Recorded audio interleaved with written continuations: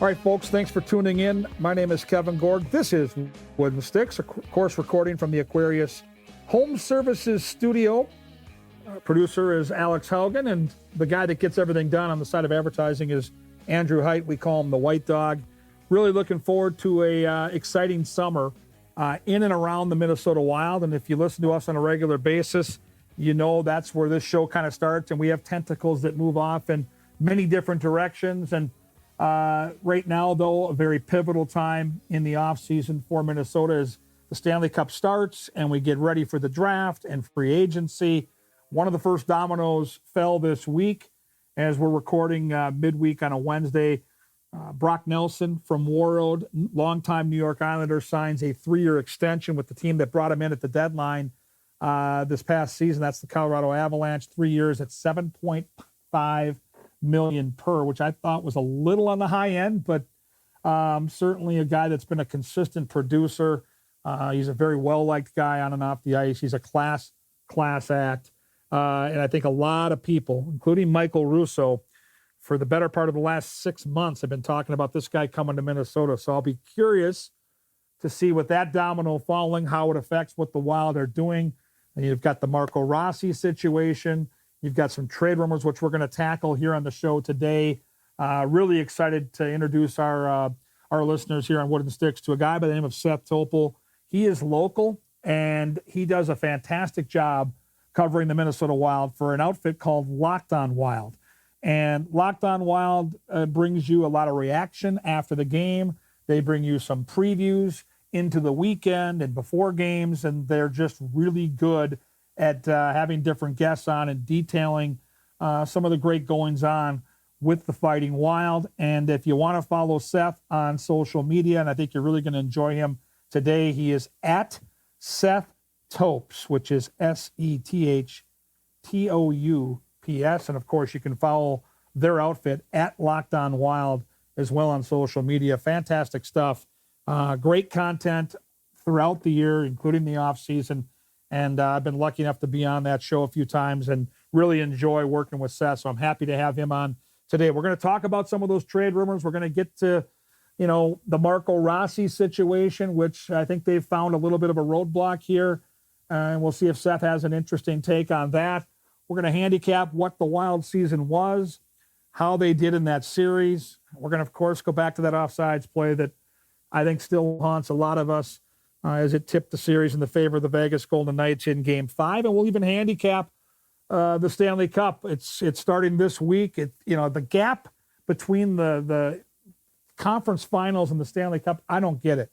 And I understand that you've got a schedule that you've got set before the playoffs if all these series end up going long. But why does the NHL think waiting 4, 5, and 6 days is a good idea? You've got a little momentum. Get the jump on the NBA and get this sucker started. I have no idea what we're doing here, waiting, but that's what the league decided to do.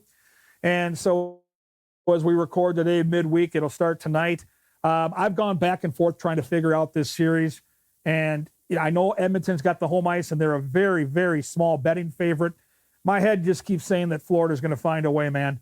Paul Maurice, this team, they're battle tested. They've been to the Cup final now. This is the 3rd straight time, and there doesn't seem to be any fatigue. They just keep finding ways, and they had to beat some great teams to get here, and they did it in quick fashion. I mean, they just outclassed Carolina. I could not believe how much better they looked than the Carolina Hurricanes. This is a Carolina team that when the playoffs started, they were the betting favorite.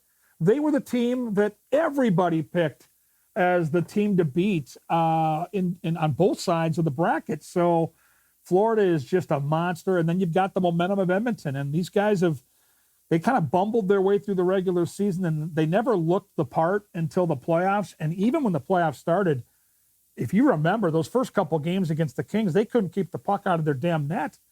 And they've caught a little fire. Their goaltenders got hot. And when you have the best 1-2 punch in the league with McDavid and Draisaitl, good things tend to happen. But their depth guys have been remarkable. Corey Perry has been unbelievable at age 40. Look, this guy just keeps getting better. I think he's been to 5 of the last 6 Cup finals. And then that blue line, which they've bolstered the last couple of years. They've added some pieces on that blue line. and that blue line is no longer a liability. They are an asset. So it's a really intriguing series. I just want it to go 6 or 7. Head says Florida, heart says Edmonton. All those fans up in Canada probably deserve a cup after, 32 years? So we'll see how it plays out, and I think you're really going to enjoy our hockey conversation with Locked On Wild's Seth Toupal today, and we'll get to that here momentarily. You know, when people think about the Freemasons, they often think about the secret handshakes and those crazy hats. And of course, they always have those cool pancake breakfasts. But Minnesota Masonic Charities would prefer that you think about the work they do right here in our community.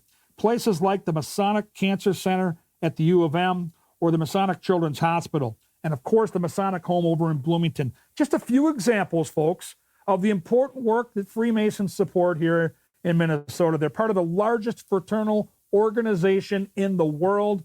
Masons have consistently answered that call when it comes to charitable needs. I'm so happy that Minnesota Masonic Charities and John Schweitz have chosen our podcast as a place to help spread the word. And I'm looking forward here in the coming weeks to months to continuing that great momentum. Thank you to the Minnesota Masonic Charities. Also, here as we go to break, I want to thank the good people over at 10K Construction. Just had a chance to connect with them at Randy Shaver's golf tournament. They are fantastic. Local company, support them. Randy Shaver here. I'm bringing back Shaver's Prep Football Podcast beginning the end of July. Every week, we'll dive into the best of Minnesota high school football, and I'm proud to say we're now powered by 10K Construction, Minnesota's go-to guys for roofing, siding, decks, windows, and everything in between. After severe weather hits, they'll even come out and give you a free, honest inspection to make sure your home is in good shape. Schedule your free, honest inspection today at 10kconstruction.com or call 763-200-6064 for more information. That's 763-200-6064. The land of 10K Construction. Onyx Maps, Onyx Fish, they've got it all. You want to get to the outdoors now that the weather's turned, you can't go wrong with Onyx. The weather is warming up. That means it's time to put your augers away and it's time to grab the boat. Let Onyx Fish help you find the next best bite. The Fish app offers the most comprehensive fishing tool for increasing your success. Use the Fish app to find new places to fish and sort lakes by species, abundance, trophy, and keeper potential. Onyx Fish also shows you hot spots, lake-by-lake regulations, and private and public land ownership information.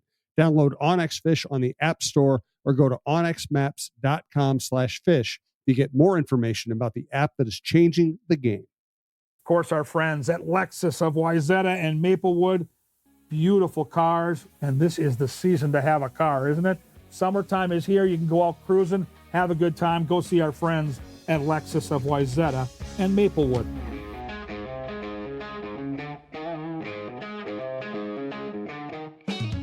Welcome back to Wooden Sticks. Again, recording from the Aquarius Home Services studio. Longtime friend of mine and young man that covers the Minnesota Wild on a regular basis from Locked On Wild. He is Seth Toupal. Seth, welcome to the show. Kevin, it is an absolute pleasure to be on with you here today. And I know we're going to get into it quite a bit during the course of the show, but this is going to be a fun off season to keep track of the Minnesota Wild because it feels like there are going to be plenty of moves to be made. So I'm excited to break it all down with you. And we get the Stanley Cup final going underway as well. So it's a good week to be a hockey fan.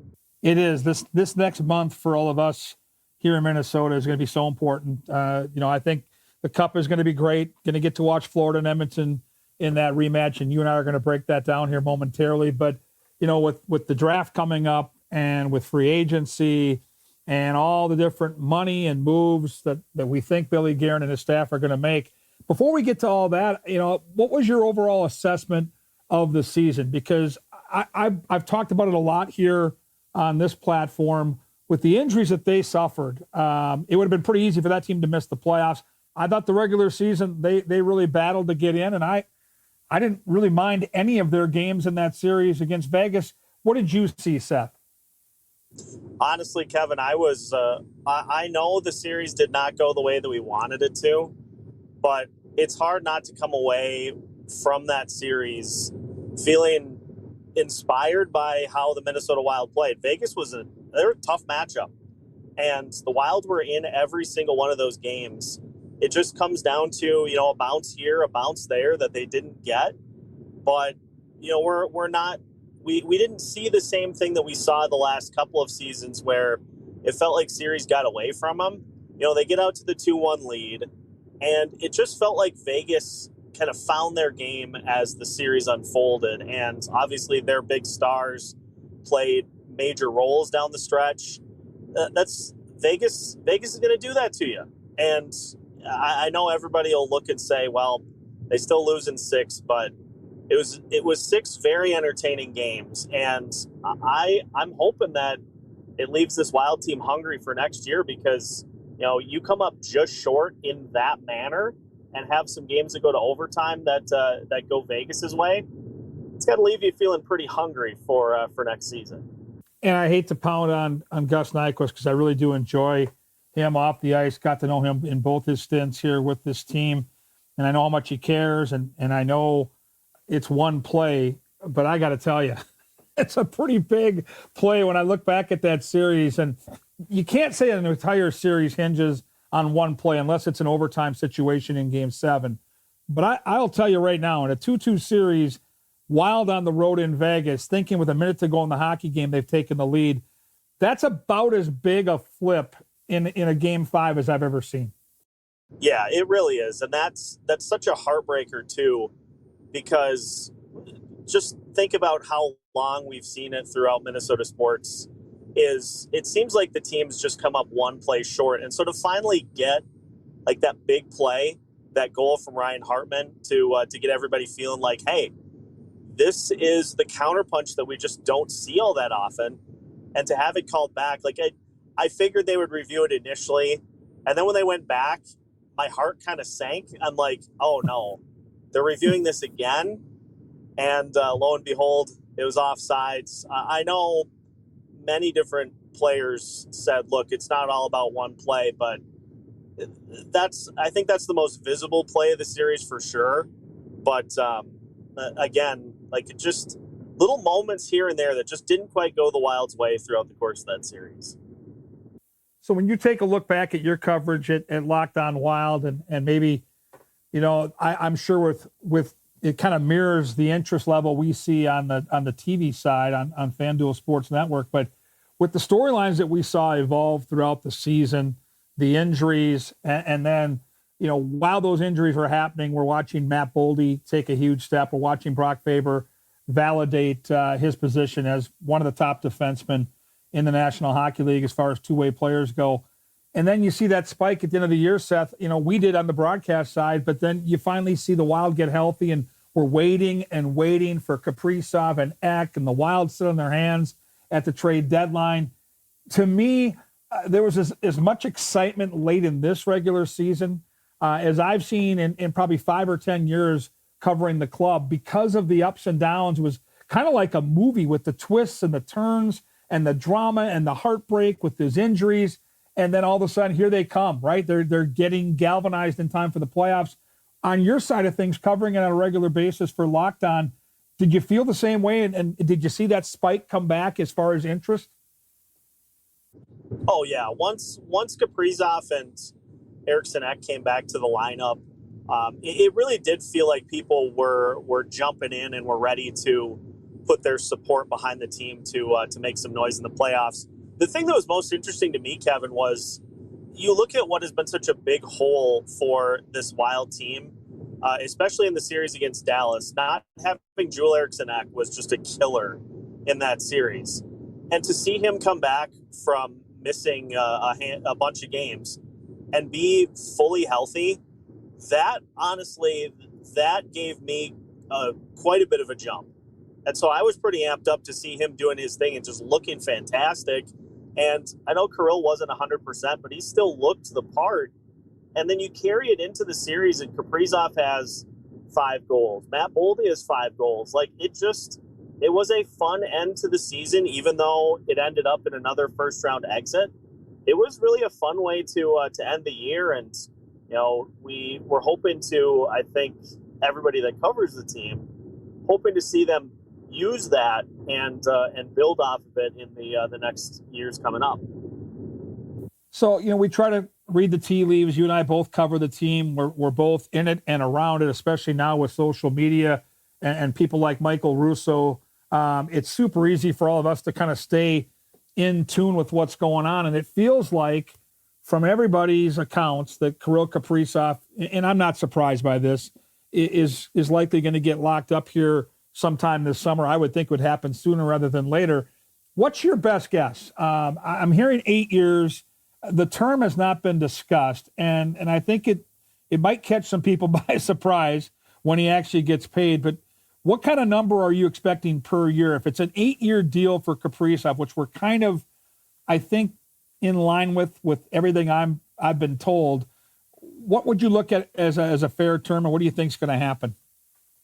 It's funny because we hear these rumblings that, they might make him the highest paid player in the NHL. It might be 14 and a half, 15. The thing that I look at, Kevin, is you've got the salary cap going up pretty substantially over the next few years. And I always like to equate these big money contracts to quarterbacks in the NFL. If you sign somebody to a contract that is at the top of the list or is, right in line with some of those big money deals, it's going to be at the top of the line until the next big player gets paid. So there's some sticker shock right off the bat, but that's just the nature of the cap going up, of the interest in the sport going up. And so, if they do sign him to an 8-year, let's just say for a number, let's just say 14 and a half. That's a big number, but I think it is a pretty easy yes for the Minnesota Wild, considering what would happen if they opted not to, or if there was something that happened where Kaprizov didn't re-sign. It reminds me of the Joe Mauer situation, where, yes, I know the dollar amount was a little on the high side, but I just feel like you pay a much bigger price if you don't lock up players of that caliber talent, and you risk losing the fans. You risk people just losing interest. So if it's 14 and a half, if it's 15, there really isn't a number that I'm uncomfortable paying Kaprizov at this point.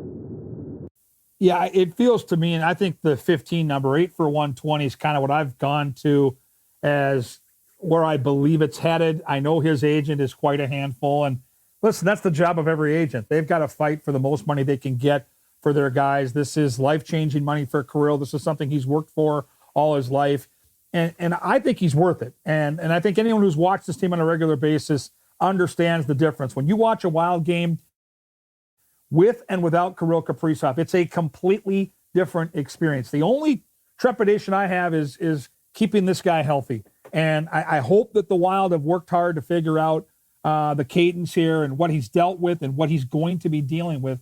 I think we all realize as these players get into their early and mid-30s, injuries can creep up. We've seen it with Jared Spurgeon. We've seen it with Jonas Brodin.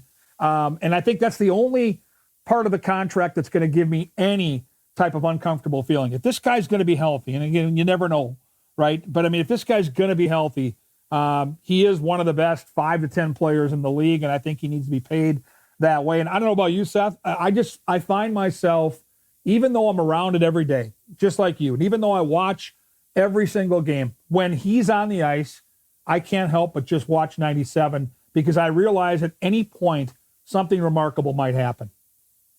You're exactly right. Like every time he's on the ice, you are glued to Kaprizov just to see if by chance he's going to do something that nobody has ever done. One of my favorite things to watch just during the game is anytime he does like the let's circle the perimeter like a shark circling his prey. Let's just go around the perimeter here and get everybody's attention. And it's fun to see a Minnesota athlete kind of toying with his opponents the way that Kaprizov does. But not only that, just the highlight reel goals, the wraparound goal that he scored in his rookie year against the Los Angeles Kings. I still remember that one vividly.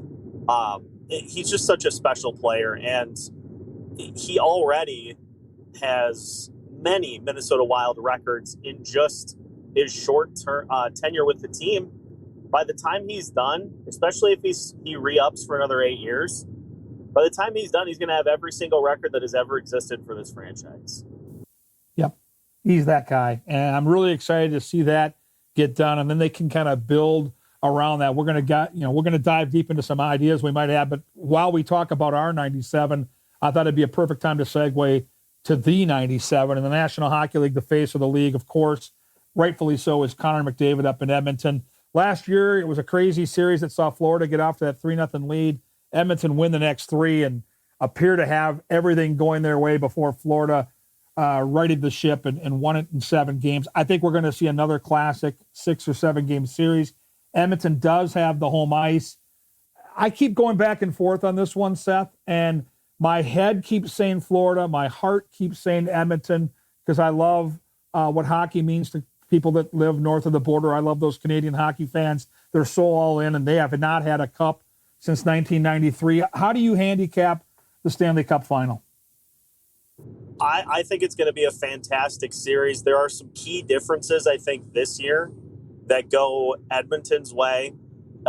We remember last year during the Cup final, all the discussion was about just how hurt Leon Draisaitl and Connor McDavid were. You know, they were playing, and to be honest, I would be out there if I was able to walk. If it was the Stanley Cup final, you're going to be out there no matter what. But they come into this Cup final much more healthy and much more able to massively impact this series. Florida has a fantastic roster construction all the way up and down the lineup. I mean, what other team could say a player that they acquired at the trade deadline, Brad Marchand, single-handedly took care of the Toronto Maple Leafs in round 2 of the playoffs? And he's on like their third line. He's a third-line guy for them. The depth is just unbelievable for this Panthers team, but they don't have Connor McDavid or Leon Draisaitl. And so how Florida tries to keep them at bay is going to be my favorite part of this series.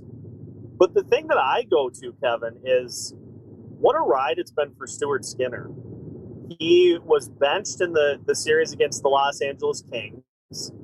Then Calvin Pickard gets hurt, and he comes back, and he just looks like a completely different guy. And if they can get goaltending to match what Sergei Bobrovsky has done, that might propel them further in this series than a dominant effort from both Connor McDavid and Leon Draisaitl. Yeah, it's a fascinating series to handicap, and you know the Marchand thing is remarkable. It was so weird when we first got to see him in a uniform that wasn't the black and gold of the Boston Bruins, but he's clearly fit in so well with this team. Paul Maurice is such a good coach. That's why my head keeps saying Florida, even though they're on the road to start the series, even though Edmonton looks like just a machine right now. I'll say this, if the goaltending holds up and Skinner is able to at least be the equal to Bobrovsky, then I think Edmonton wins the Cup. I have my doubts. I just do it on this big stage. I have my doubts. I still think Bob will get the better of him, but if it's equal, and this guy's been proving everybody wrong throughout the playoffs, because after that start against the Kings, where it looked like he couldn't stop a beach ball, he's been unbelievable for the most part throughout the playoffs. But I just have my doubts here in this final, and I really want to see Edmonton get it done. I don't really have a rooting interest outside of the Nate Schmidt angle. I think everybody here from Minnesota knows what a great kid he is. I covered him way back when he played for the Gophers. I met him way back when he played for St. Cloud Cathedral, and he's just a wonderful kid. And he didn't get to win a cup there last year in Florida, so it would be his big chance here, and it's hard not to cheer for Nate. But just as these teams go, the warm weather climate teams just keep winning. And for me, a Minnesota guy like you, I would love to see the cup go to Canada. Yeah, it's going to happen at some point. I mean, they are on a lengthy drought since the mid-90s without a Stanley Cup. It's going to end at some point, and I'm right with you. Like if there's one player from Canada that's going to break it, if it's not going to be some of the other greats from up north, Connor McDavid's a great choice. And if he hoists it this year, he's put in the work. And I think that was one of the eye-opening parts of last year. You obviously had the in-depth series kind of breaking things down on, I believe, Amazon Prime. So we got a chance to see just how devastating that was for the Oilers to come up short, which I think makes me root for McDavid more to be able to get it done this year. This is Mark Rosen. Check out my weekly podcast, Rosen Sports Monday, on the Talk North Podcast Network. Each week, I break down everything in Minnesota sports with in-depth analysis and a guest-driven format. You'll hear from media insiders, superstar athletes, and legends of the game. Don't miss it. Yeah, I think it's an easy one as far as rooting interest goes. It's going to be a great series. I think hockey fans are going to get paid.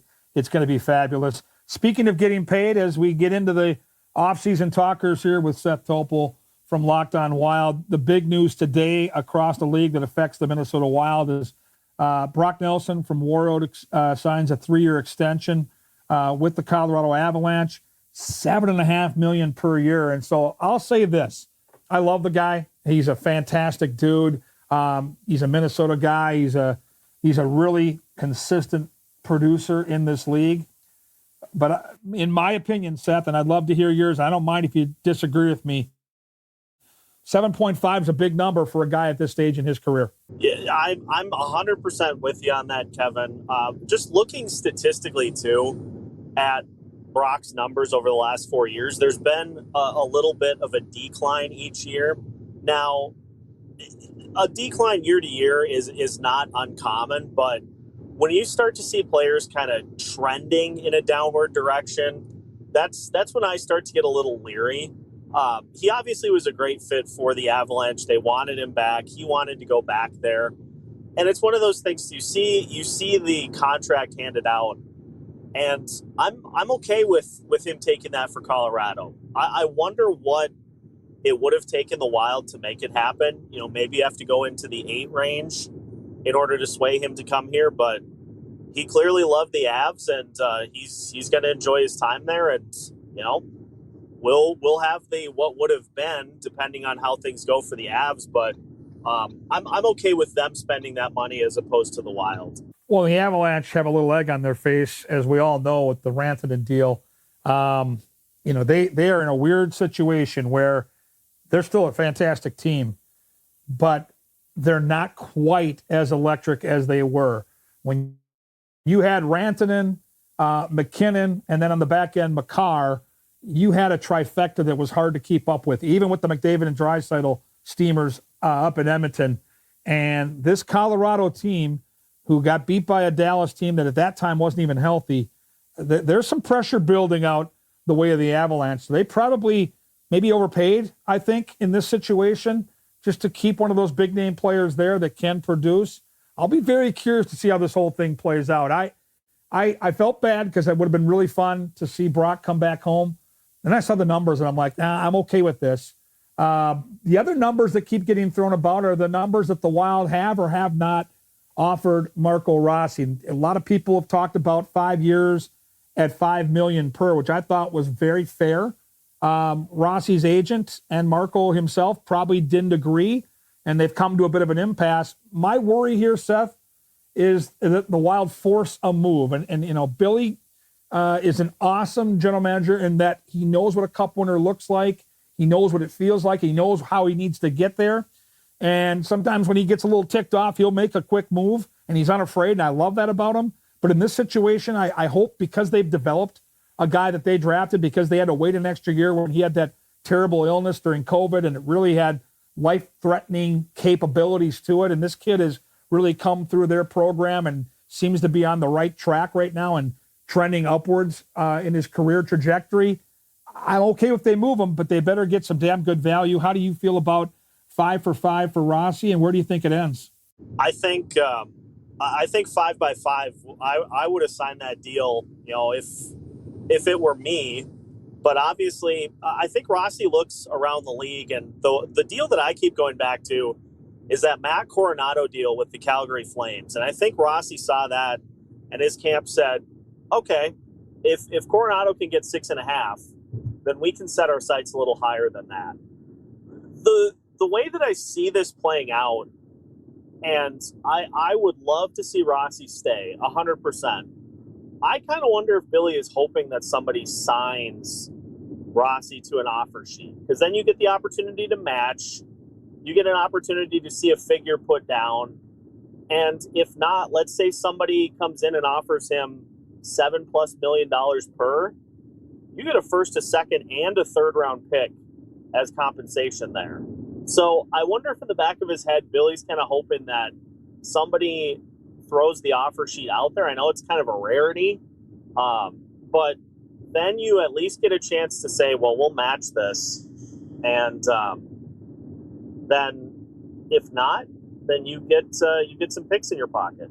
That's a super interesting take. I don't mind it either, because you let somebody else, it's like a game of poker. You let somebody else show their hand, and then you can make the decision ultimately. They know what they have. And I know that a lot was made about moving Rossi down to the fourth line in the playoffs. And listen, at the time, Minnesota wasn't looking at trade value. They were looking at trying to win a series, and it seemed to work. And that fourth line with Rossi in the middle and the space that those two big dogs created allowed him to have some offense in a series where he was awfully quiet before that, other than the power play. And so I get it. I'm really curious to see how it all plays out.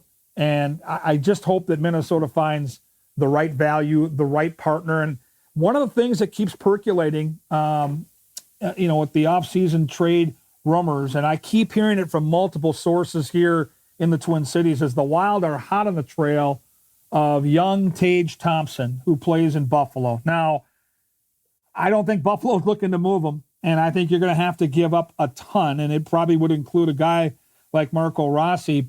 Are you hearing anything on that front, and does it excite you to think about Tage Thompson playing with Kaprizov and Boldy? Kevin, I got so excited by the possibility of that. Well, I remember last year, I think Buffalo had lost 13 games in a row. And I was looking at it, and I'm like, how long is Tage going to want to stick around? Jack Eichel kind of got to the point where he was like, look, this isn't working. I kind of want to go do my own thing in a different spot. The Sabres, they also traded Sam Reinhart. So there is some precedence there for a Sabres team that has not made the playoffs in 13 years. It's going to be very expensive, but it would be a move that would signal to the rest of the Western Conference and the rest of the NHL that the Minnesota Wild are a contender. Like, that type of acquisition would squarely put the Wild in the conversation in the West for sure. Because the other interesting thing that has started to kind of come about here in the last couple of days is all this Dallas stuff. There's choppy waters in Dallas too. And I don't know if that leads to them making some moves, but it doesn't sound like players are happy with Pete DeBoer after pulling Jake Ottinger and how some of the rest of that series went down. And as you mentioned with Colorado, trying to kind of stick with everybody, if the Wild can finagle a big trade like that, that is going to turn some heads. Now, Tage would be very expensive, but I think he'd be worth it. He's a dynamic goal scorer. He's got some good size to him. Think about having him on your top power play. That would be just outrageous. I believe that those types of players are worth whatever the asking price is, but I don't know. With how some of the free agency stuff is already gone, it does kind of feel like Billy might be looking at a trade to bring somebody big in, as opposed to having to try to sign somebody to a little higher deal in free agency. Well, and for Buffalo, if they are going to move him, he's never had more trade value. He's a center. He's still only 27. He's had 2 40-plus goal seasons, including 44 this past year. So, if I'm Buffalo and it hasn't worked with him, and you're trying to figure out a path into the playoffs, I think there's certainly motivation to make a move. And I think if you're the Wild and you look, and Billy's hinted at this, Seth, he's talked about taking pressure off Joel Eriksson Ek, how he would love to see Joel Eriksson Ek take on that second line role, which is far more natural to a guy that plays so hard defensively. So I think there's at least two teams that could mesh together and make a deal. And then you look at some of the young prospects they have. And I know they acquired Juracek, and we're waiting to see how this comes out. Of course, they've got Zeev Boyum. They've got some people on that back end where maybe you have to move a Jonas Brodin or somebody that's established along with Rossi, a first-round pick, maybe another prospect. You're going to have to give up a ton. I don't mind them rolling the dice, understanding the upside that a guy like that could provide. Yeah, and you've got him locked in. I mean, Tage is signed. I think his deal is $7.8 million per season. So slightly more than Matt Boldy is making. You think about how good of a player Boldy is. You add somebody that is considered one of the best players in the NHL to a deal that is similar to that. That's how you start to be able to put a really, really good roster together. And on the Jonas Brodin angle, I do feel like Buffalo would be looking for some sort of veteran presence, veteran leadership that can try to steer that team in the right direction. They just feels like they're kind of listing at sea, and they just need somebody to come in to be able to help steer the boat. So would it be a player like Brodin, maybe somebody else? That would be fascinating to see if they put an offer together to try to make that happen. And with the young defenseman I just mentioned, Juracek and obviously Zeev Boyum, these are two guys that clearly Minnesota is planning to see something special from next year. When you give up the kind of trade equity they gave up for Juracek, and they were patient last year, and the injury towards the tail end was a big-time bummer. But when you give up that kind of equity, you've got plans to play a guy. I would think this would be the year they're going to give Juracek a ton of opportunity in camp, in the preseason, and even the early part of the regular season. I think the Zeev Boyum one is just more of a no-brainer. We watched a little bit of him in the World Championships, and, we saw a very green player in that playoff series. I think there's going to be a different edition of him. But those two guys specifically give the Wild, I think, room for creativity when it comes to trying to make a deal. Oh, most definitely. And on the Juracek side, I had a lot of listeners that were kind of frustrated that we didn't see more of him. I get it. Bringing a guy into an organization, you don't want to flood him immediately. He did get some games up at the Minnesota level with all the injuries that happened during the season. But my big thing always is, and this is exactly what we got with Zeev when he got into the series against Vegas, is especially those young guys. Give them a taste of what you're looking for, and then give them the offseason to get themselves in position to be ready to go for the next season. Like I'm super excited to see what Zeev does over the offseason. He's still just 19, so he's got his whole career ahead of him. And on the Juracek side, I am excited to see what he brings to the table as well. I think working with Andy Ness is going to do him a lot of good. He looked like he had some nice offensive upside in the games that he played. So putting him into the mix as well, it's going to be fun to see how these young kids get integrated into the lineup. Yeah, I'm fascinated by the Boyum thing. I just looked watching this kid at Denver and seeing the offensive output he has, knowing that we got just a little glimmer when he came and joined the Wild at the end of that playoff series and got a little, taste of the National Hockey League. But for me, it was more the conversation with the players off the ice and the coaches off the ice.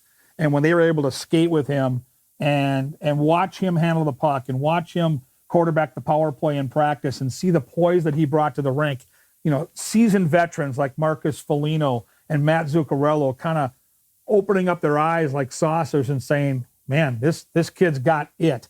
And these guys have been around the league. You look at guys like Zuccarello and Foligno, they've been around the league now for a decade plus, and they know when a special player arrives, and they both, to a man, were taken back by this guy's skill set. I don't think Wild fans really got to see what this guy can do.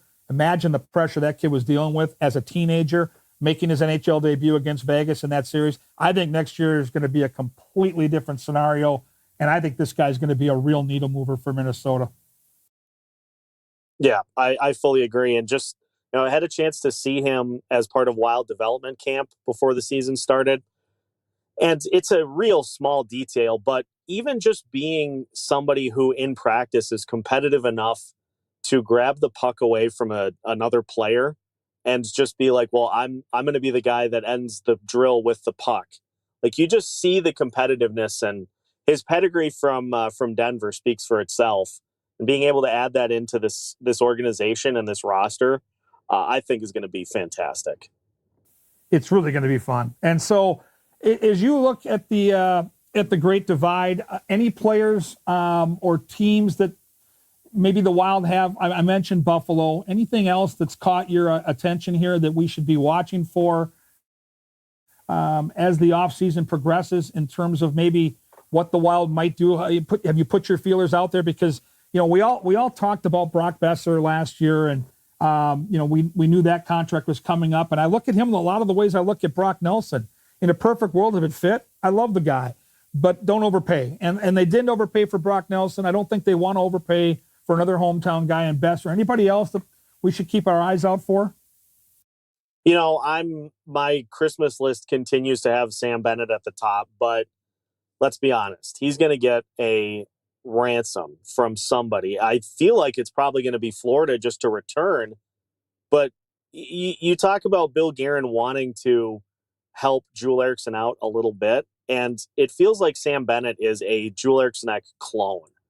And if you would be able to add somebody like that to the mix to play in your top six, to bring a feistiness, a competitiveness, an intensity to the roster, I would be over the moon if they found a way to get that done. But if they can find anybody even like that, which is why I kind of go back to the offer sheet thing with Rossi, it does feel like the Wild's biggest move is going to be via trade as opposed to free agency. And if you end up getting 3 picks there that you can quickly pivot with a couple of prospects, you put yourself in position to land a pretty big fish.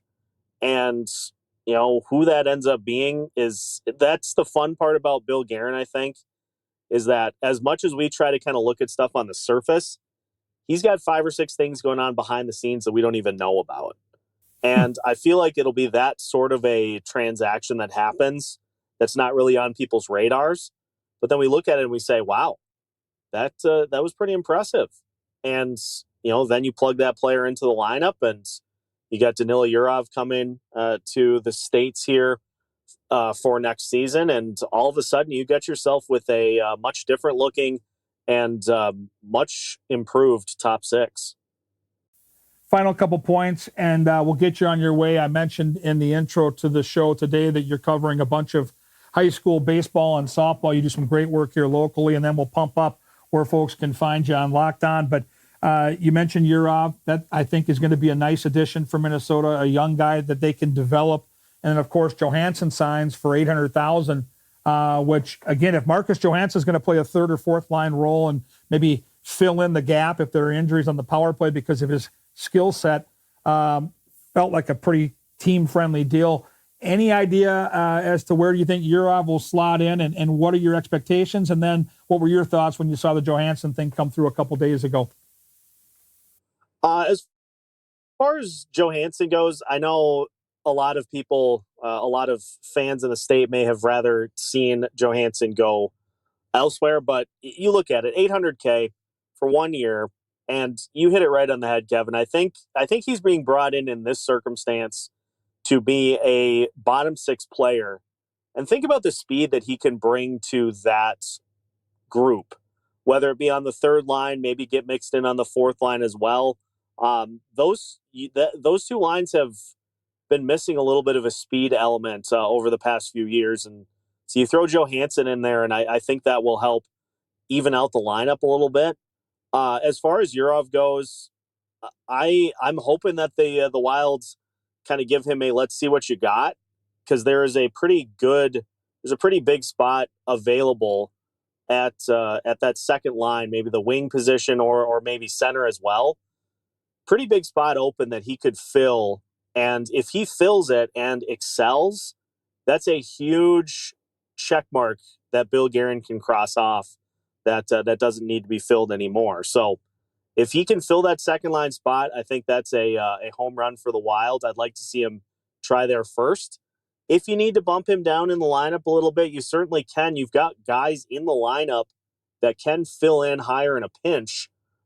So, you can mix and match the lineup as you need, but let's see if Yurov is capable of getting in that top six here and see if he can take that and run with it. Man, it's going to be a fun camp. Looking forward to it. Can't wait to see what changes from now until that training camp starts. I think Bill Guerin's going to be very active here leading into and after the draft, and with free agency, it's going to be fun if you're a Wild fan to track all of this. And we have a lot of big-time hockey and Wild fans that listen to this show on a regular basis. So, Seth, I'm going to tee up right now with where can people find Locked On Wild, and what can people expect here in the coming weeks to months? Well, appreciate you giving me the plug here, Kevin. Obviously, Locked On Wild will be rolling throughout the entirety of the offseason. We're going to have some draft profiles.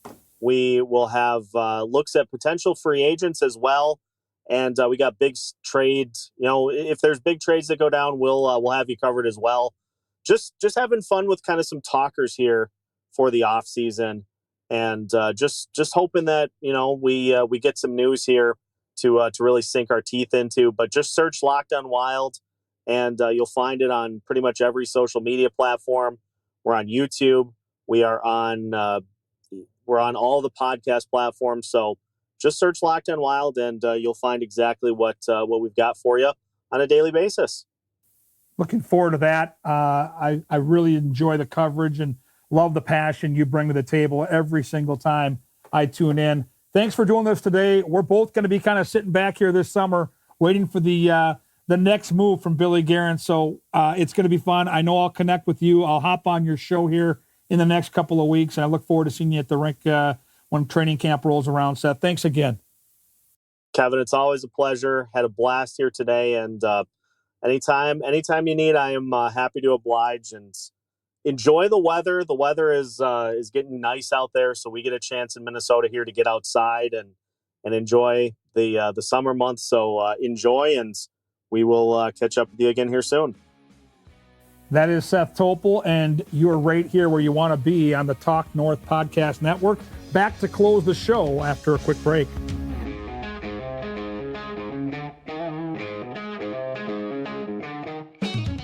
All right, we're back on the show, ready to close it up. And my official prediction, because I kind of played both sides of the fence, I've always been a guy that's gone with my heart. Screw my head. And so I'm going to go with the Oilers in 7. I think it's going to be another unbelievable series, and really fun today to chat it out with Seth, a dear friend of mine. And I do encourage you to follow them and check their content out over at Locked On Wild. Like all of us that love the game, they've got the passion, man. They really do care about the team. They care about the growing the game and all the good stuff that goes along with it. And, this is a great time of year to kind of get dialed into some of these shows, because the next few weeks are going to be extremely important for the next 3, 4, 5 years of the success or failure of this hockey team. And so, the trades that Billy makes leading into or at the draft, the free agency here in early July, it's all a part of the excitement, but also the pivotal nature that the offseason here creates for this hockey club. I think they're close. I think we saw it this year with what they were able to produce. I think you're seeing it now with Kaprizov being an established superstar, with Matt Boldy now reaching, I believe, superstar level of play, and Brock Faber, and now you're adding the mix Zeev Boyum. You've got the Brodins and the Spurgeons already there. You've got the Jewel Eriksson X, and Zuccarello continues to produce on the back end of his career. But now you've got to bring in somebody up front that can really help this hockey team offensively, that can give that power play a consistent jolt. If they make the trade we talked about and they're able to get Tage Thompson, it's probably going to be a trade that ends up being pretty costly, but I'm all for it. I mean, swing for the fences right now. You've got a good young core of players that deserve an opportunity to make a run. And I've said it all along. I have not wavered on this show, and I will not back down. In the next 2 to 3 years, this team's going to go well beyond the first round. They're going to make a run at a conference final. I believe they're going to make a run all the way to a cup final. I know it's not going to be easy in the Western Conference. There are so many good teams. But if there's a little turmoil in Dallas, and if, Vegas is starting to get to the back end of their run, and if Colorado made a bad move getting rid of Rantanen, all these things are okay by me, because as good as Edmonton is, and I think Edmonton right now is clearly the last 2 years established themselves as the absolute team to beat. The one thing you can cling to if you're a Wild fan, and I know when you're a first-round exit team for a decade straight, you get beat down with some of this stuff, but I can tell you this. If Edmonton's the team to beat, and this is coming from the Edmonton side. We had Bob Stauffer on, longtime radio voice of the Oilers. He talked about this too.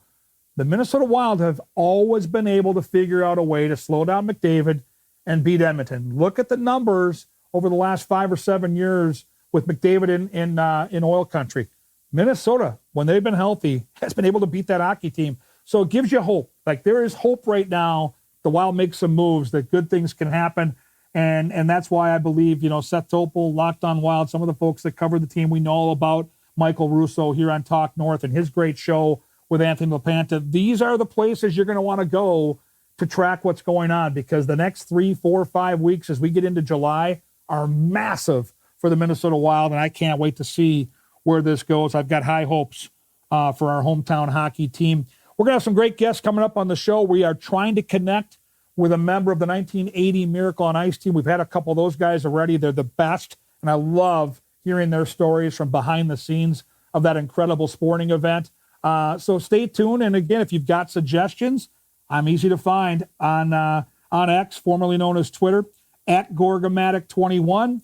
And finally, we would love to elevate your business, or maybe a friend or family member's business.